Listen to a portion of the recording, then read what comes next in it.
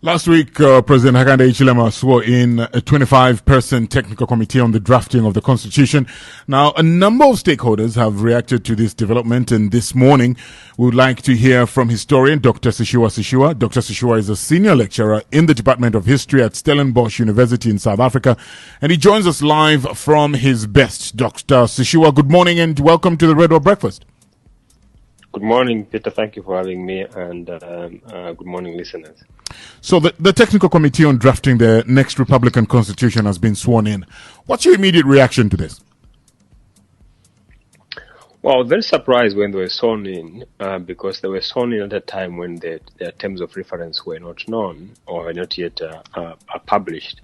And even they themselves, didn't know their terms of reference at the time when they were being sworn in. So there were two aspects there. One was about the appointing authority, because why are you swearing in these people before you let them know the nature of their job, the duties and the responsibilities that were expected to uphold and for which they were taking the oath of office?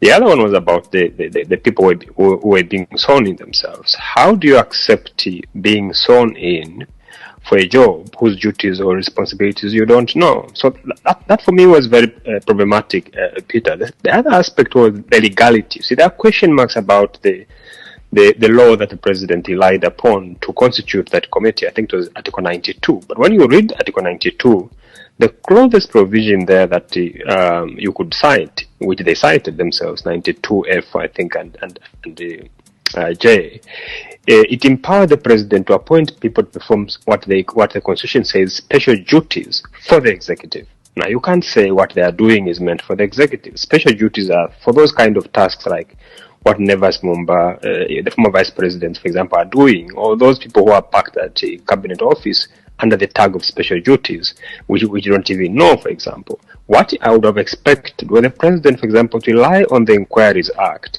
to constitute a committee. So I was very surprised that he cited a provision that when a closer reading, that doesn't actually empower the president to constitute a committee. So by accepting to serve on a body created using powers not given to the president by law, you could even argue that all the committee members are participating in an act of lawlessness, because you look at Article 92 and you say, well, but the president is using it for the wrong reason, for a reason not provided, at least by law, in terms of the powers of his office. So it was a very strange ceremony that I witnessed.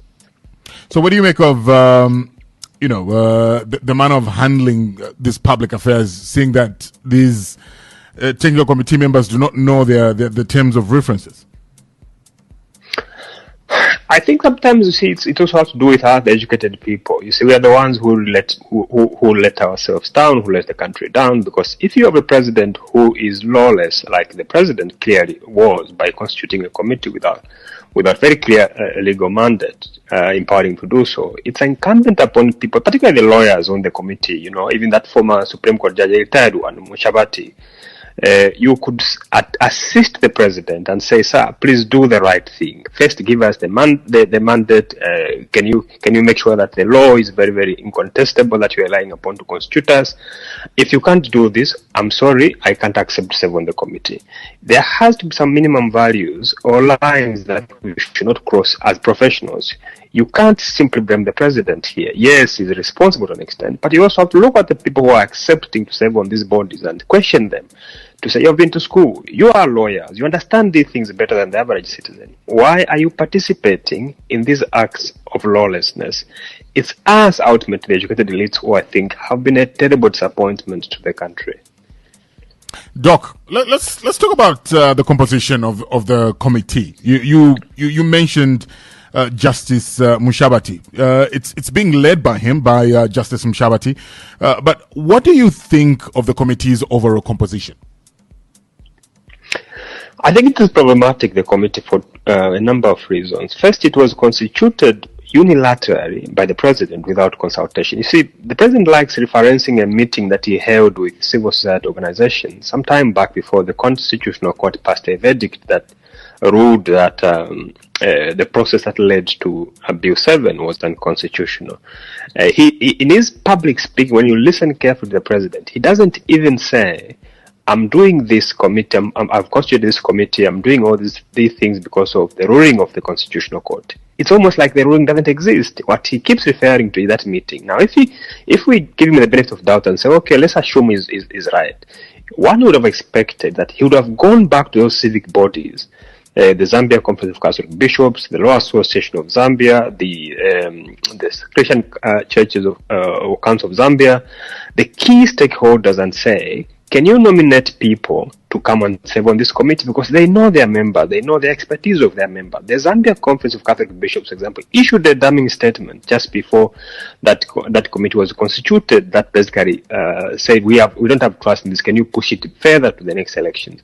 I would like to even ask the ZCCB, has your stance changed? Because here's what you told us before the committee, and yet I'm seeing a Catholic person there from Monze taking part in the process. Who appointed that person? Was it the conference, or was it the executive? So it raises questions about the composition in terms of where these people came from, who identified them. If it's the executive, what were the criteria that was used by the executive to identify, to say that lawyer from Koa Belt, who is a divorce lawyer, is the best person to represent the Law Association of Zambia on this committee, for example? That task should have been given to these institutions, the civic body that the president likes referring to say, can you identify your members? You know them better. You know the people who are qualified to participate in an exercise of this kind. That didn't happen. And for me, that is problematic because, again, it shows that this is an executive-driven process rather than the people. That is a first issue. The other issue is that of a technical committee. We keep referring to it as a technical committee. But the word technical, Peter, presupposes some kind of expertise, specialist expertise in a relevant or given area. In this case, for example, we are talking about the constitution making. So you ask yourself, what are these people that I'm seeing on this committee bringing to the exercise? For example, what is their expertise? There are so many people I know there. Some of them are friends. You can't say they are bringing any expertise to the process. That chief, for example, the couple of chiefs there, were those chiefs even chosen by the House of Chiefs or they were chosen by the executive? More importantly is, what expertise are they bringing? There are so many Zambians who are competent in constitution making. You don't have to like them. Professor Munandulo, Dr. O'Brien Carver at the University of Zambia, for example. These are specialists. We have got to have respect for professionals. I don't know anything about constitution making, but I can recognize the competences within our country, and those are the team that the president should have put together and say, the Constitutional Court said we should appoint a technical committee of experts, an independent body for that matter.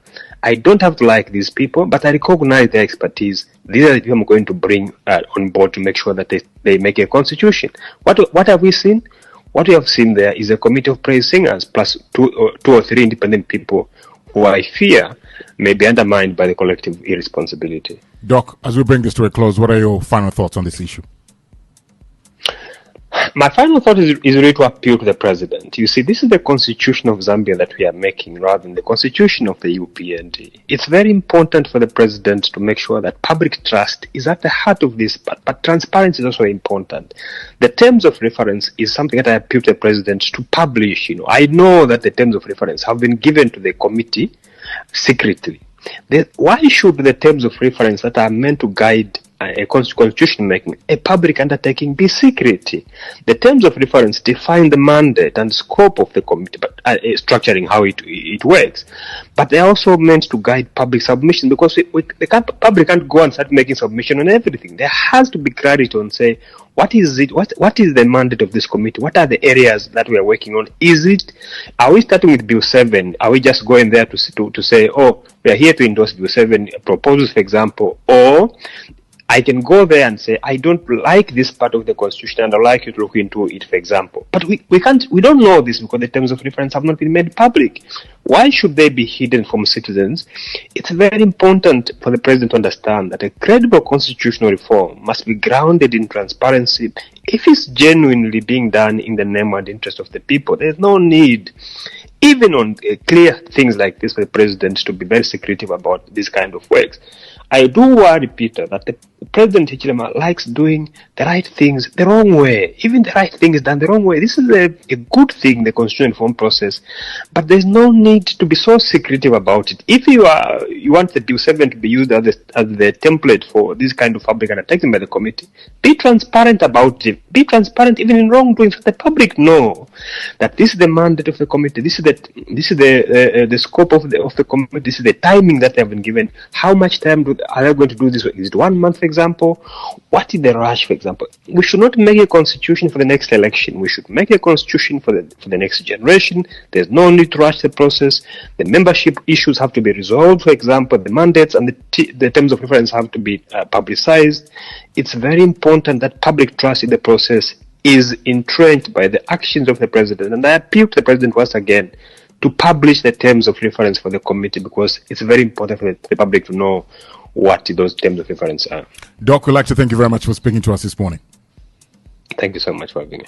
All right, there you have it. That's historian Dr. Sishuwa Sishuwa speaking to us right here on the Radio Breakfast. Dr. Sishuwa is a senior lecturer in the Department of History at Stellenbosch University in South Africa, and he joined us live on the Radio Breakfast from his base.